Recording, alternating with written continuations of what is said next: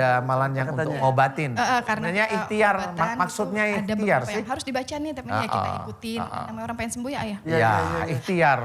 Tapi tetap ikhtiarnya salah gitu loh. Tapi saya nggak menyalahkan secara ini. Mudah-mudahan bertemu ini bisa menjadikan awal lah ya. Allah memberikan kemudahan bahkan kesembuhan ya, amin ya. Tapi satu hal yang saya harus cerita kepada Mbak Ika. Mbak Ika, saya mohon maaf ya.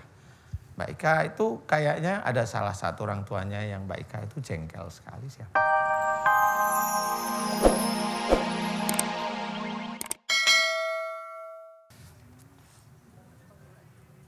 Benerin. Jilbabnya benerin. Ya, istighfar. Ibu sebelah pegang tapi jangan dipaksa ya. Ini baru proses keluar. Disenderin. Nyarandek. Iya. Ibu minum. Udah nggak usah dibaca-bacain apa-apa ya, udah istighfar, astagfirullah. Bimbing istighfar aja Ibu, nggak apa-apa. Istighfar. Ustaz tadi sampai ada gosok-gosokan tangan gitu? Iya nggak apa-apa, itu karena memang ada yang mau keluar, kesannya mau nyerang nggak apa-apa. Istighfar aja. Sebentar Bu, tenangin, nggak usah dipaksain minum. Biarin nanti kalau sudah melek baru dikasih minum. Hanya itu, istighfar. Bisikin ya istighfar, astagfirullahaladzim. Saya terharu sekali ketika memutuskan saya ingin bersujud kepada Allah itu. Emang harus, karena ilmu ini bukan ilmu baik, ini ilmu musyrik. Dia ganas sebenarnya. Nah ilmu ini bisa untuk nyihir seseorang. Kalau orang nggak tahu begitu, cuma untungnya Bu Lia nggak ngerti caranya gunain. Ya kekuatannya besar tapi. Nggak ngerti caranya gunain. Apa karena diturutin terus jadi akhirnya? Bu Lia ini kan sebenarnya nggak sadar kalau sejak kecil dia dimasukin ilmu. Jadi kayaknya ilmu ini dari uyut-uyutnya itu masuk dengan kondisi yang sempurna ceritanya. Nah sempurna inilah pada waktu dikeluarin dengan doa yang santai tadi. Ya ilmu itu sebenarnya sudah kocar kacir. Nah ini baru proses keluar tapi Bu Lia nggak kuat ceritanya. Karena di kepalanya banyak jadi kayak orang pingsan itu. Kayak gitu. Tapi alhamdulillah masih ada diberikan kesempatan oleh Allah untuk menyatakan ingin bersujud kepada Allah seperti itu ya. Iya alhamdulillah inilah yang namanya hidayah. Kita kan tidak tahu. Hidayah itu di mana tempat. Kali Bu Lia sudah capek.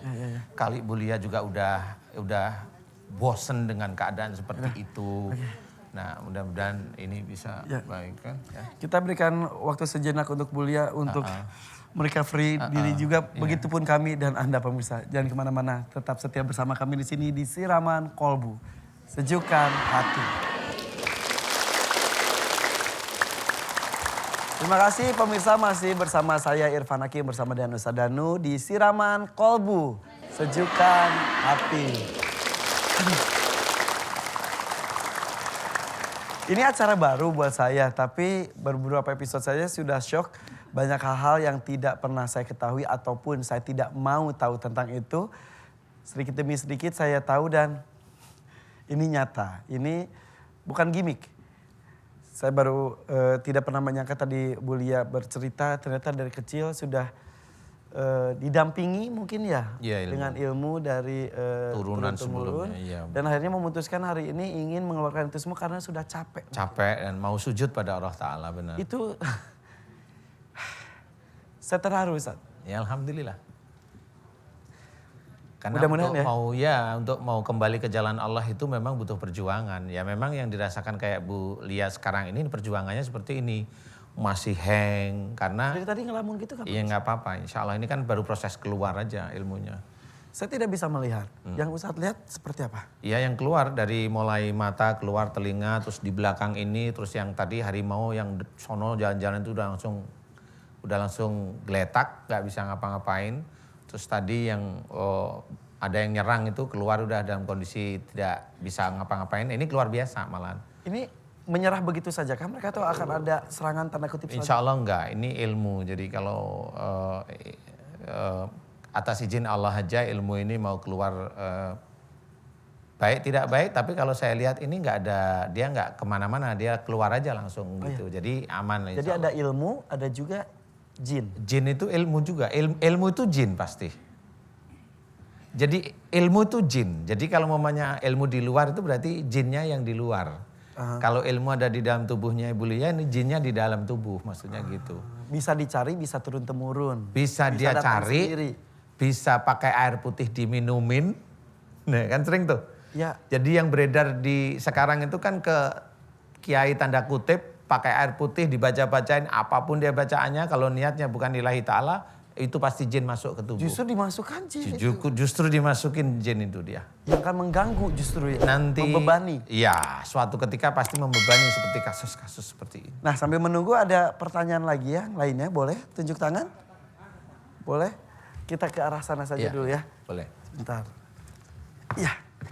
Silakan, dengan siapa, maaf. Assalamualaikum warahmatullahi wabarakatuh. Waalaikumsalam warahmatullahi wabarakatuh. Bingung juga sih ayah mau ceritanya. Ini mah Taika ya? Kita kenal ya? Saya pernah kenal. Oh, apa iya? Iya. Wah, saya pengen lihat jadinya. Gimana Taika? Iya tadi ngelihat pengalaman ibu kan kayaknya kalau dia kan mengalaminya yang benar-benar tahu ya, sadar. Kalau saya nih agak bingungnya gini.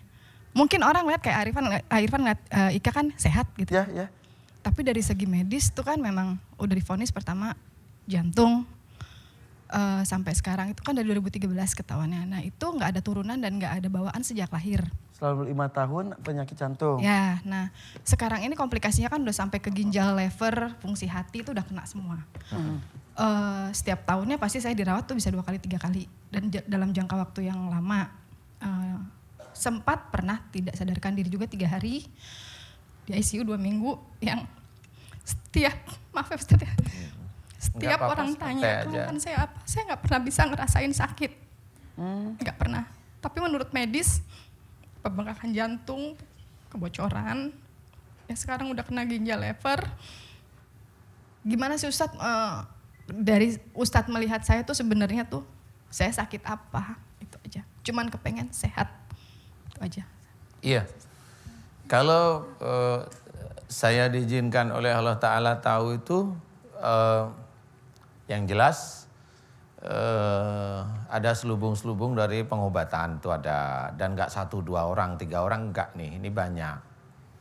Kemudian ada bacaan-bacaan sendiri, jadi kayaknya Mbak Ika ini membaca bacaan tertentu untuk mengobati sakitnya. Ya. Itu insya Allah ada. Ada juga dari keluarga bacaan ada.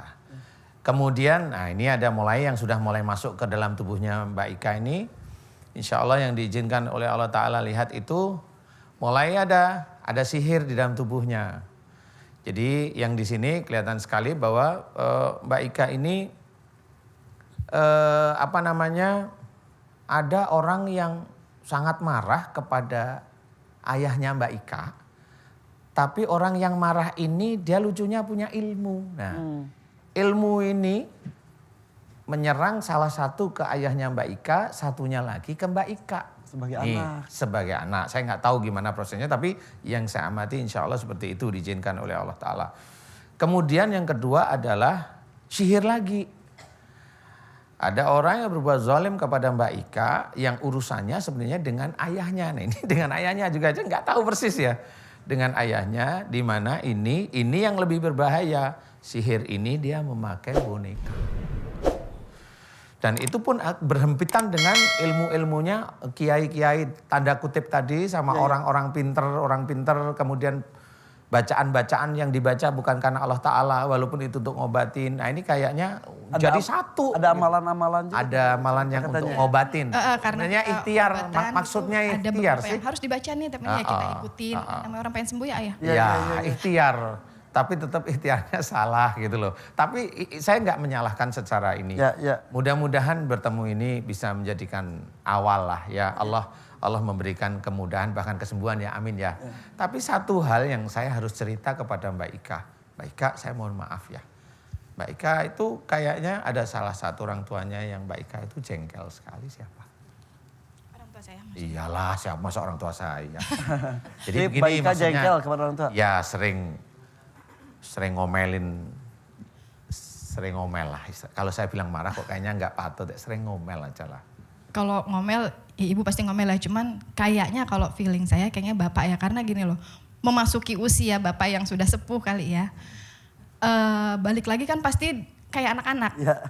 kadang tuh ada yang omongan dia tuh yang bukannya nggak mau dengerin, cuman duh kok nggak usah kayak gini lah gitu. Jadi mungkin dia kesel ya, kok nggak didengerin omongannya, dulu lu gue urusin sekarang kok gue gini gitu. Mungkin ya ayah itu mungkin seperti itu. Iya, ya. salah satunya kenapa serangan itu bisa masuk, salah satunya adalah keseringannya Mbak Ika itu punya jengkel dengan orang tua.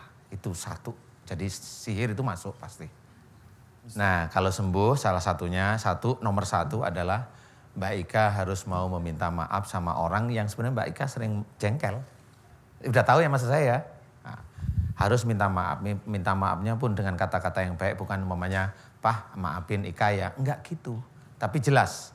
Umpamanya pas habis sholat, kemudian pegang tangan ayah, kemudian bilang, "Ya, jika selama ini aku anakmu Ika binti," sebutkan nama ya. "Jika sering menyimpan kejengkelan sama ayah dan itu dosa besar di hadapan Allah. Hari ini aku anakmu Ika binti," sebutkan ayah, "meminta maaf kepada ayah lillahi ta'ala." Harus ada itu, lillahi ta'ala. "Maafin Ika ya." Nah, titik meminta maaf itulah baru nanti itu bisa membaik. Paham?